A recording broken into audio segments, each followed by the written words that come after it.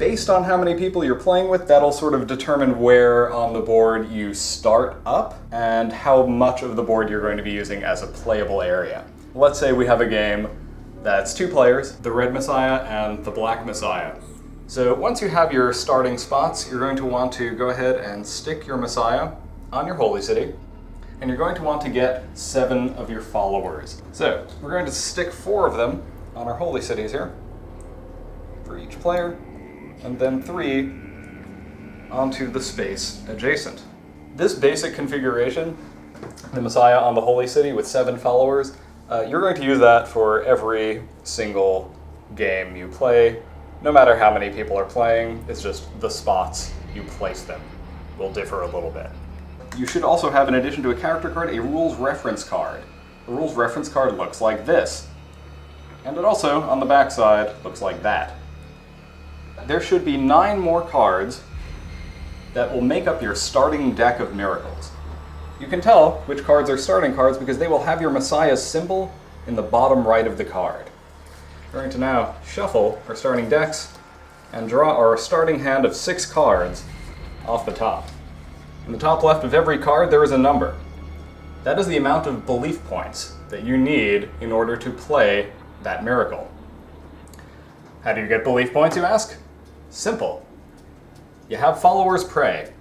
When a follower prays, that produces 1 belief point. With this right here, the black player could play a miracle costing 1 belief point. There's a wrinkle though. Followers can only pray on holy spaces. Right now, if you look at the board, each player has only 1 holy space, their holy city. And each space can only hold 4 low units. So, Craig, you might say, if I only have 1 space that's a holy space, and followers can only pray on holy spaces, and I can only fit 4 followers onto that space, that means I can only produce 4 belief points. Luckily, you're not limited to that. You can actually build more holy spaces. This is where your temples come in. Each player can build temples over the course of the game. Here is how you build a temple. Ta-da! If those 4 followers all remain on that spot at the start of Red's turn next round, they will build a temple right on that spot. And at that point, Red will be able to pray on even more spaces. Now, what else do temples do for me? I'm glad you asked. Temples, in addition to being spaces where your dudes can pray, also give you passive income. So at the end of every round, you will get 1 coin for every holy space you possess. But even more helpful than that, holy spaces are where you recruit new followers from. So the more temples you have, the larger your army is going to grow on any given round. It's just generally good to have a bunch of temples. So on the rules reference card, about halfway down, you will see build temples. This is telling us, right, this is how we build a temple. An ordinary space with 4 followers, build a temple on that space. Right, that's the thing we just discussed. That's this configuration right here. But you will notice above it, it says recruit followers. There are 2 configurations that recruit as followers. Let's talk about those real fast. Here is the first configuration that will recruit you followers. That right there. If your Messiah is alone on a holy space, at the start of your turn, your Messiah will recruit 2 new followers on that space specifically. Here is the second configuration that will get you more followers. If you have a holy space with 2 or more followers on it, at the start of your turn you will get to place 1 new follower on any available holy space. We're going to cover one more thing now, movement. Every unit can move up to 2 spaces non-diagonally. You can move like that. You can move like that. You cannot move like that. The last thing we do before we start the game is we set up our starting configuration. We're going to move around our units in order to start building our first temple and set ourselves up to recruit at least 1 new follower on our first turn. I'm just going to go ahead and do a couple of examples of starting configurations. Alright, that right there is a very good starting configuration, right? We've started building a temple, and we have a holy space where the Messiah is alone. So that means we're going to recruit 2 new followers on that space at the start of Red's turn. Now let's go ahead and set up Black. We've now done our starting configurations. Now it's time to start playing actual turns. The round begins. We are using the turn order here on the edge of the board. Red will go first, followed by Black, and then we'll go to the market. So if you look on the rules reference card where it says order of play, on that side of the card you will notice it tells you exactly what you need to do and in what order in order to take your turn. The very first thing it says to do is to flip over praying followers. You will notice we don't actually have any praying followers on the board right now, so we can skip that. Next we're going to recruit. Since we have the Messiah alone on a holy space, we get 2 new followers on that space. Next we get to build temples. Because we still have this configuration of 4 followers on an ordinary space at this point in the turn, we now get to build a temple there. Lastly, we draw back up to 6 cards in our hand, and now we get to the action phase. In the action phase, you can move, play miracles, and have your dudes pray in pretty much any order. Where your Messiah started the turn on a holy space, you are limited to moving 6 of your low units plus your Messiah. The first thing we're going to want to do is start building our second temple. That's 1 move. Then we can move 2,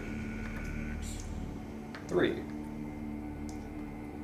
4, 5, 6. And the Messiah is always a free move, so I'm going to go ahead and move the red Messiah there. This isn't the greatest configuration for recruiting, since we have no one on one of our holy spaces. And it's also going to hurt us in terms of being able to play miracles, right? We don't actually have any followers on any of our holy spaces. So no one is able to pray right now, and we can't actually play any of our miracles. That's fine though. This is the fast expand. We are building 2 temples at once. We're sort of taking a gamble that whatever economic hit we take in this round is going to be made up for in future rounds by the increased output from having that extra temple. My action phase is now over as red. Ordinarily combat might happen at this point, but since there are no adjacent enemy units, we skip it. In the end phase, the first thing we do is we loot any adjacent buildings, if there are any that are available to be looted, and there aren't, so we're going to skip that. The thing that's really relevant in the end phase right now is the discard. We're going to discard down to 3 cards in our hand. Alright, so red's turn is over. Right now it's time for black. We're going to go through the same exact thing we just did before. Flip over praying followers, there aren't any. Recruit followers, we're going to get 2 because the Messiah is alone on a holy space. Build temples, we're going to get 1 right here because there are 4 followers on an ordinary space. Next, we're going to draw back up to 6 cards. Hey, what do you know? The black player has already done that.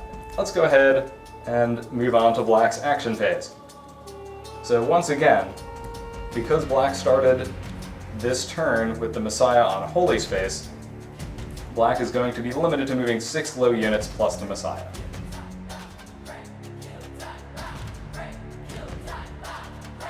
So you might notice I've got this temple building site here, and I've surrounded it on 2 sides with followers. Combat occurs between adjacent spaces, so if we hadn't done that, right, all red would have to do on red's turn is go 1, 2, combat would occur between these spaces, 1 of each of those would die, that temple would not complete. So instead of allowing that to happen, we're going to set out some guards outside our temple building site. We can do a couple of things here. We could have them both pray to pay the 2 belief cost of Evangelize. We could have them both pray and play Pious Benefactor. Or, if we thought that red was going to be aggressive, we might even keep 1 available to pray and play Providence, which prevents a unit from dying during combat that turn. I don't think red is going to be super aggressive here, particularly because we've guarded this temple building site. So I've gone ahead and played Evangelize. Anytime you play a miracle card, you place it face up next to your deck. That becomes your discard pile. So I get to place 1 new follower on an available holy space. I'm going to place the follower there. That also gives us the benefit of having 1 new follower who can actually pray for something. Pretty handy. So I think I'm going to actually have this guy pray, now that he's there, and we are going to play Memory Hole. Memory Hole is basically a deck cleaning card. It lets you find a target card in your hand, discard pile, or deck and remove it from the game. The prime candidate for Memory Hole early in the game, and throughout the game, is Pious Benefactor.